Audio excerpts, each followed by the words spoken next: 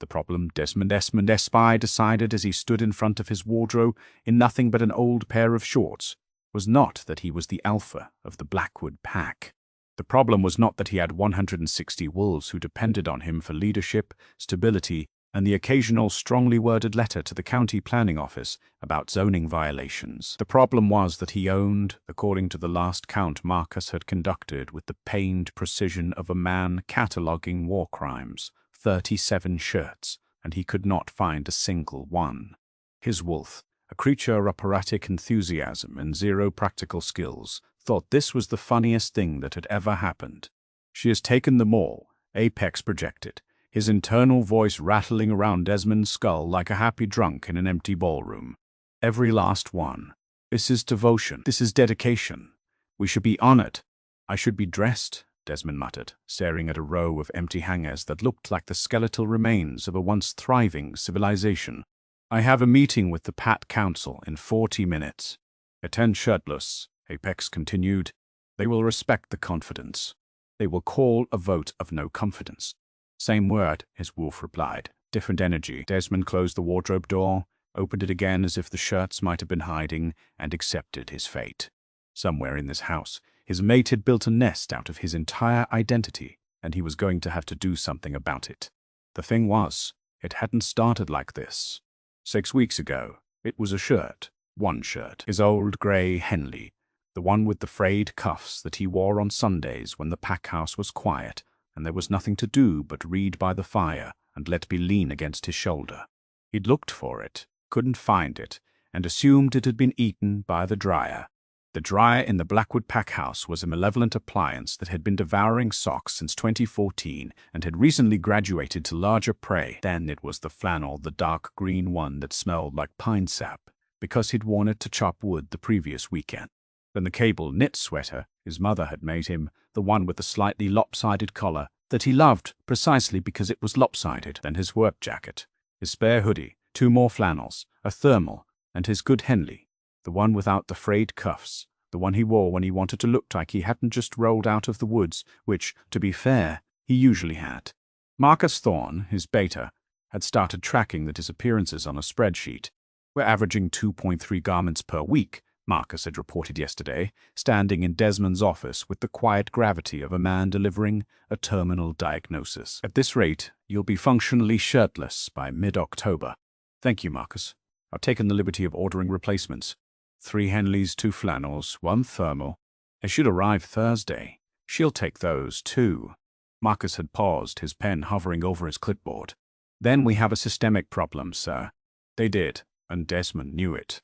He'd known it for weeks, in the way you know something is wrong when you can't quite look at it directly. The way you know the roof is leaking because the ceiling is sagging, but you keep putting a bucket under it instead of climbing up to fix the hole. His Omega mate, the quiet, careful, heartbreakingly lovely Beatrice, was stealing his clothes, and he didn't know how to talk to her about it without breaking something fragile. He pulled on the only shirt he could find, an ancient paint-stained undershirt from the back of a drawer that had survived only because it smelled more like turpentine than like him, and headed downstairs.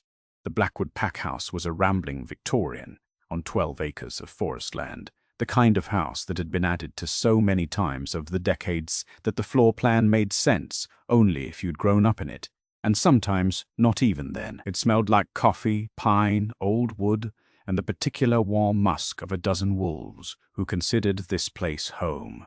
Someone had left boots in the hallway again. Someone else had left a half-eaten sandwich on the banister. The kitchen radio was playing something country, and through the back window, Desmond could see 2 of the younger wolves, Nate and Ellis, chasing each other across the backfield in wolf form, their fur catching the early morning light. It was home. It had been home for 5 generations of Fosses, and Desmond loved it, with the uncomplicated, bone-deep love of someone who had never had to earn a place in the world. It had simply been given to him, along with the title, the responsibility, and the weight of every expectation his father had ever laid on his shoulders. That was a thought he didn't need right now. He pushed it away. In the kitchen, he found his sister, Rowan, who was technically the pack's head of operations and practically the only reason the house hadn't burned down. She was sitting at the massive oak table with a mug of coffee, her dark hair piled on top of her head in a knot held together by what appeared to be a pencil and sheer willpower. She had the look of someone who'd already made 4 decisions before breakfast and was working on a 5th. She looked up at him, looked at the paint-stained shirt, raised one eyebrow. "Don't," he said. "I didn't say anything. Your eyebrow said it. My eyebrow is an independent entity with its own opinions."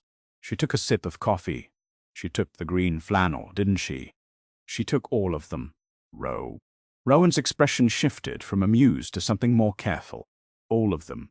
Every shirt I own, plus 2 jackets, a sweater, and the wool blanket from the foot of our bed." He poured himself a coffee, the motion automatic. "Marcus is tracking it on a spreadsheet." "Of course he is." Rowan was quiet for a moment. "Des, you know what nesting means." "I know what nesting means. Do you?" "Because you're standing in my kitchen wearing a shirt that smells like a hardware store, and you look more annoyed than concerned." That landed. It landed because she was right, and because Rowan had always been better than him at seeing the thing behind the thing. Nesting wasn't a quirk. It wasn't a funny relationship story. For an Omega, it was a deep, instinctive drive to create safety. And the fact that Bee was building her safety entirely out of his scent meant that she didn't feel safe anywhere else. But he was annoyed. He was annoyed because he'd been losing clothes for 6 weeks and hadn't said anything. Because saying something felt like poking a bruise. And because the longer he didn't say anything, the bigger the bruise got. And now he was standing in a paint-stained shirt, and he had a council meeting, and he was irritated with himself for being irritated with her, which made him more irritated, which was a loop he couldn't seem to exit. "Our mate is nesting," Apex observed with the serene wisdom of someone who had never once had to navigate a complicated emotion. "This is beautiful. She is making a home out of us." "She's making a home out of my wardrobe," Desmond said under his breath. "Same thing," Apex insisted. It was not the same thing, or maybe it was. That was the problem. He needed to clear his head. He told Marcus to push the council meeting by an hour. Marcus's expression suggested this was the professional equivalent of a war crime. But he complied. Desmond walked out the back door, past the garden where the pack grew. Tomatoes, an inexplicable amount of kale that no one remembered planting, across the back field where Nate and Ellis were still roughhousing in wolf form. Ellis had Nate pinned by the scruff and was shaking him like a chew toy. Nate, 3 years older and supposedly more mature, was making a noise like a squeaky tennis ball. Neither of them noticed their alpha walk past, which was either a sign of deep comfort in their territory or a sign that their situational awareness needed serious work.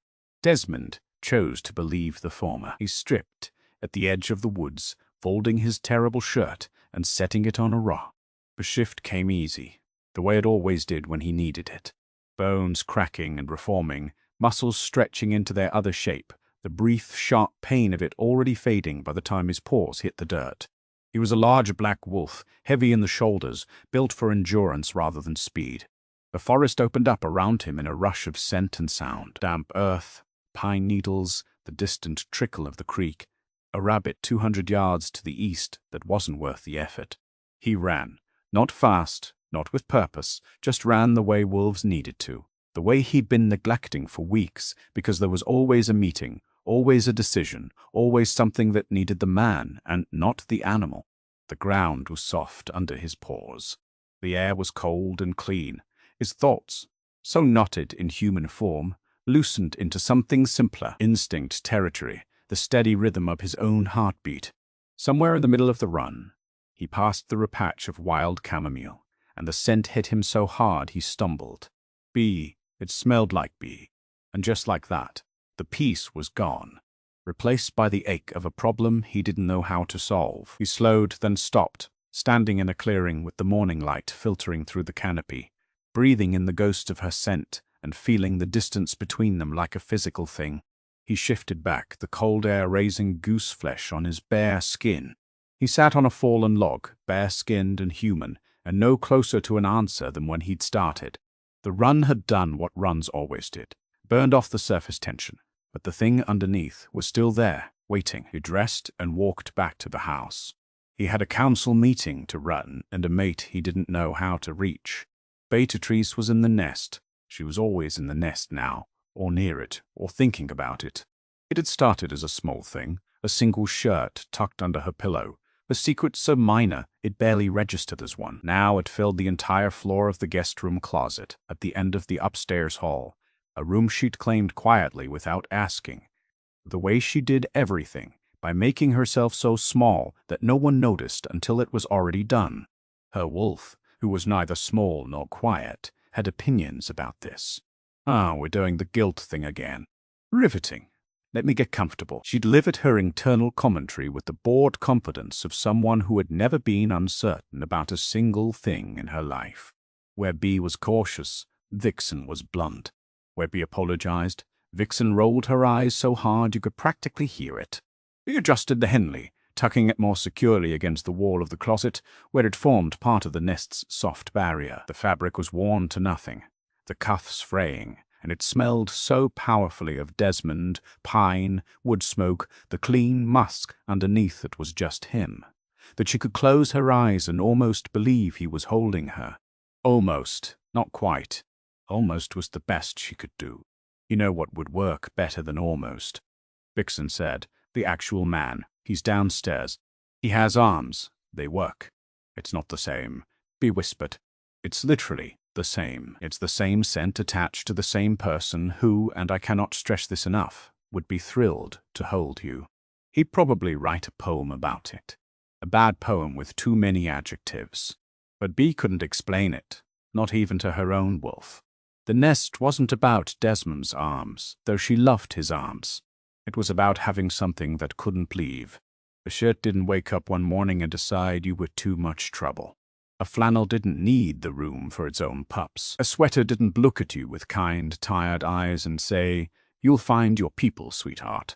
She'd grown up packless. That word packless sounded clinical, like a medical term, something you'd read in a textbook. It didn't capture what it actually was. What it actually was. 15 years of sleeping in places that belonged to other people. 15 years of keeping her things in a bag she could carry. 15 years of learning through repetition and pain that home was a temporary state. That comfort was borrowed. That the moment you started to feel safe was the moment you needed to start planning your exit. Her parents had been Omega healers, gentle people who'd chosen independence over pack life. They'd been killed by rogues when she was 7. She remembered her mother's hands, always warm. She remembered the sound of her father singing off-key while he cooked. She remembered the morning after when the hands of the singing were gone, and the world became a series of rooms she passed through without leaving a mark. Desmond's shirt had been the first thing she'd ever wanted to keep. She hadn't meant to take it. He'd left it draped over the back of the chair in the kitchen months ago, before the bond was declared, back when he was still courting her with a clumsy, earnest intensity that she found both terrifying and irresistible. He'd brought her wild flowers from the meadow.